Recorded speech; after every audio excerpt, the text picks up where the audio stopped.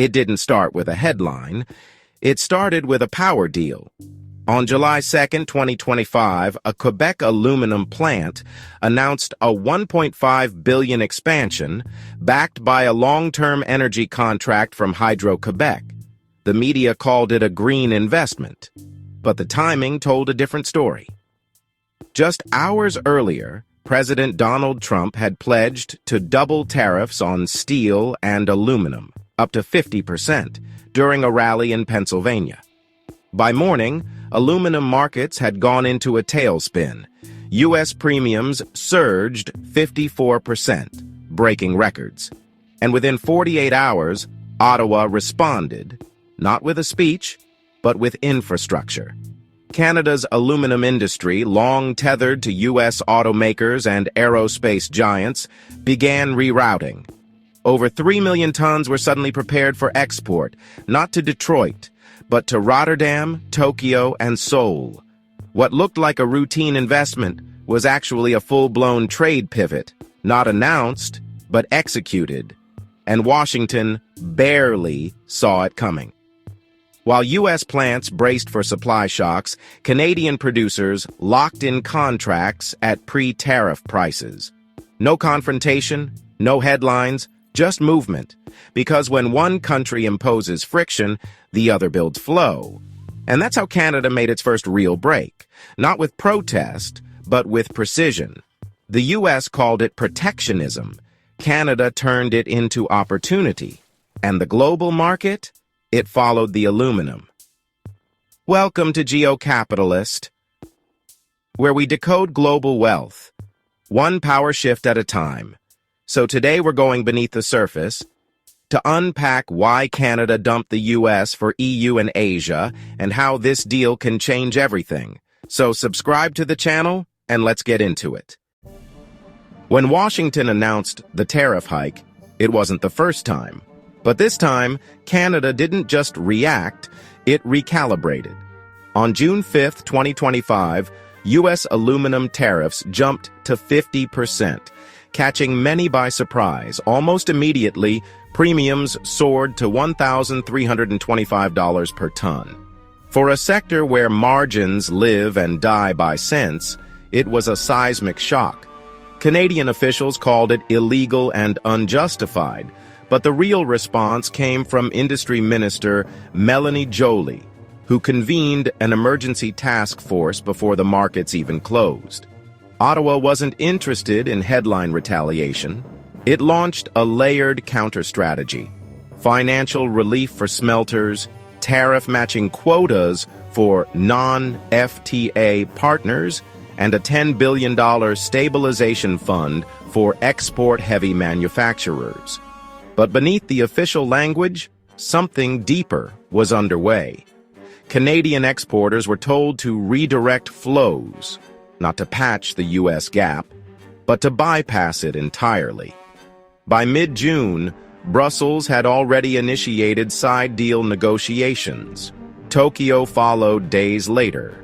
And while U.S. factories struggled with supply delays, European buyers secured aluminum at pre-tariff rates. The message was quiet, but unmistakable. Canada no longer saw the U.S. as its default customer, because a trade war Canada didn't ask for became the perfect reason to accelerate its exit. Not from cooperation, but from dependency.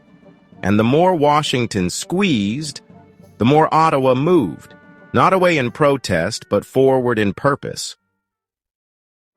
While Washington doubled down on tariffs, Brussels quietly opened its doors. European manufacturers, especially in Germany, France, and the Netherlands, had long depended on stable metal imports.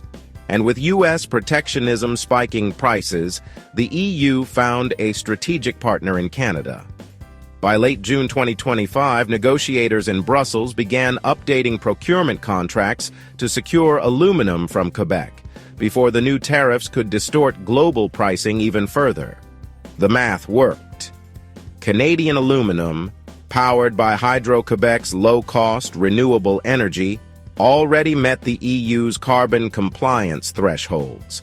And now, with price volatility in the U.S., it offered a dual advantage: lower emissions and lower costs.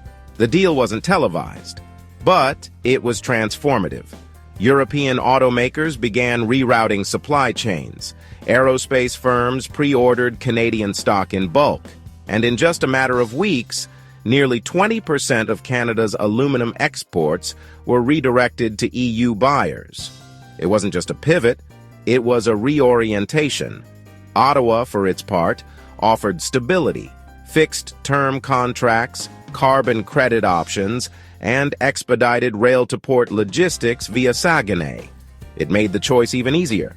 So, while U.S. factories adjusted to higher costs, Europe accelerated its green transition, with Canadian aluminum at the core. In a trade war built on walls, Canada offered bridges, and Brussels didn't hesitate to cross them. As aluminum prices spiked in the West, Asia saw opportunity. Japan, South Korea, and India moved quickly, not out of panic, but out of pattern recognition. With U.S. tariffs locking up North American supply and Canadian exports suddenly more attractive, Asian buyers did what they've always done best. They secured the future early. By July 2025, South Korea had inked long-term contracts with Rio Tinto's Quebec operations. Japanese automakers reserved supply quotas for electric vehicle manufacturing. And Indian importers, once heavily dependent on bauxite from the U.S., began redirecting procurement channels toward Canada's low-carbon smelters.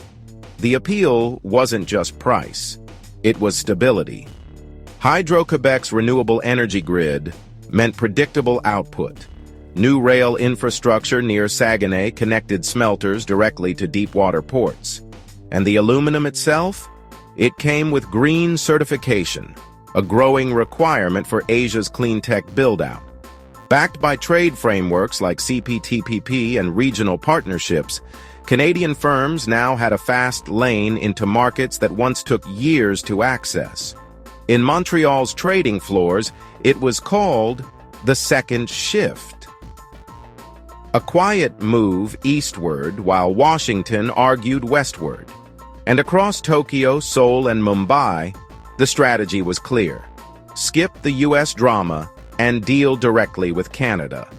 Because in a world defined by reliability, Canada was quickly becoming the metal supplier Asia could trust. By mid-2025, the numbers painted a clear picture. Canada's aluminum exports to the U.S. had dropped to their lowest level since 1997. In their place, over 38% of outbound shipments were now flowing to Europe and Asia, a complete overhaul of trade direction in less than 3 months. But this wasn't about revenge. It was economics. Trump's 50% tariff announcement had triggered a chain reaction. The U.S. Midwest aluminum premium surged 54%, hitting $1,325 per ton. American buyers balked. Canadian producers pivoted, and global competitors moved in. While U.S. manufacturers scrambled to adjust supply chains, Ottawa made one quiet move after another, locking in deals, accelerating smelter upgrades, and expanding port access at Saguenay. The scale was massive. Quebec's smelters now produce over 620,000 tons annually, with new capacity being added under a $1.5 billion expansion plan. Electricity contracts from Hydro Quebec ensured ultra-low operational costs, giving Canadian aluminum a 15–20% pricing edge globally. And thanks to low carbon credits, that edge came with diplomatic value. So when American automakers looked north for relief, they found the shelves already cleared, spoken for by Brussels and Seoul. What appeared to be a metal price fluctuation was actually a full-spectrum pivot, from dependence to diversification, from reaction to strategy. And Canada? It didn't just dump the U.S. market. It replaced it. On the surface, it's a trade response. In reality, It's a policy blueprint. What Canada has pulled off isn't just about aluminum, it's a masterclass in modern geopolitics through supply chain control. By linking low-carbon aluminum to global climate goals, Ottawa didn't just reroute exports. It reframed them as strategic leverage. At the heart of this shift is energy. Quebec's smelters now operate on long-term hydroelectric power contracts, reducing not just emissions, but volatility. That alone gave Canada an advantage in a world where ESG credentials increasingly dictate trade. But Canada didn't stop at green branding. It moved fast, launching deep water port upgrades, adding intermodal yards, and streamlining export permits for non-US partners. Suddenly, Canada wasn't a junior supplier. It was a premium option, and governments noticed. The European Union called it model compliance. Tokyo labeled it resilient sourcing.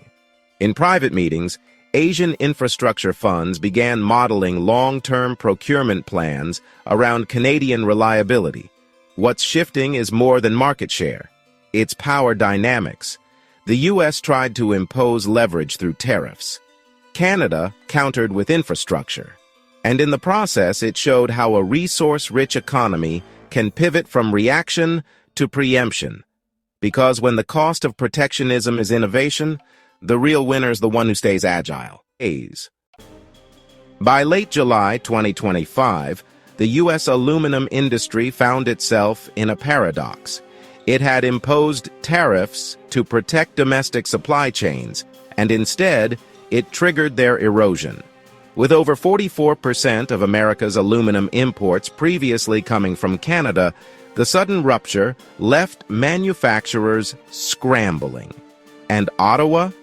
It didn't wait to be invited back.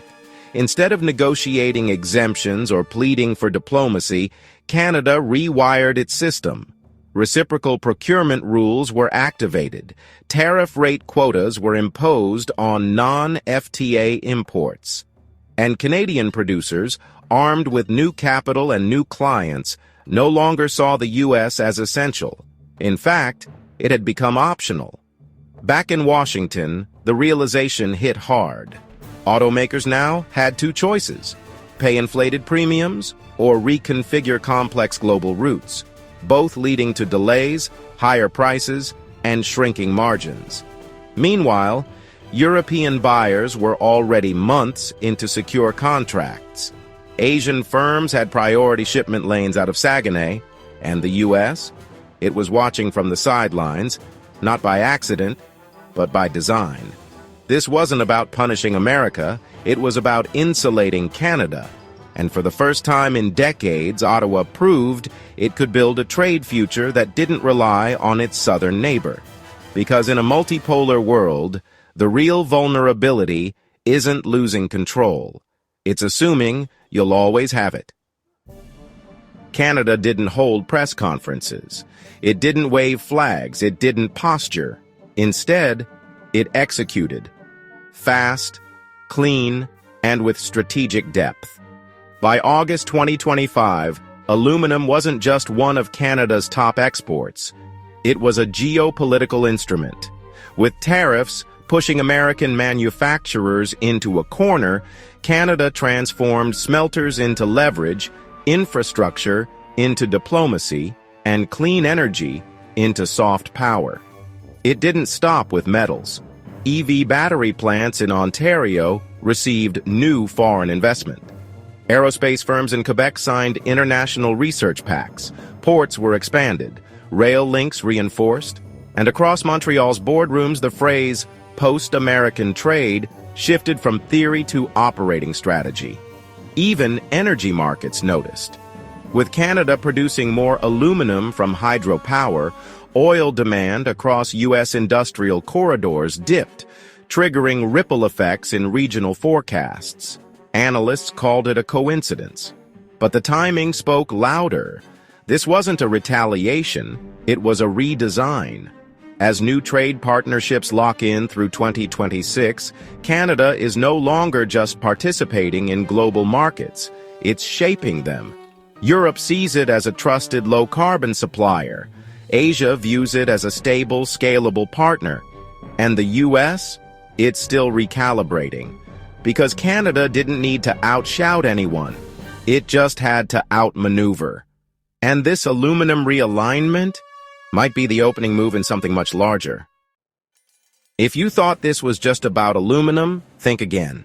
This is the blueprint of a quiet power shift, built on trade, infrastructure, and strategic alignment. Why Canada dumped the US for EU and Asia isn't just a headline. It's a preview of the next chapter in global supply chains. And as the US struggles with rising costs and shrinking influence, Canada's pivot could redefine how the world thinks about loyalty, resilience, and leverage. If you found this breakdown valuable, make sure to check out our next episode. It connects directly to what's happening behind the scenes in global energy and trade. Links are below. Subscribe to Geo Capitalist, where we decode global wealth one power shift at a time. Let us know in the comments.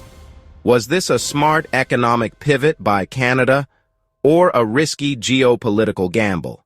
Either way, the world is watching, and so are we. Thanks for tuning in, and we'll see you in the next one.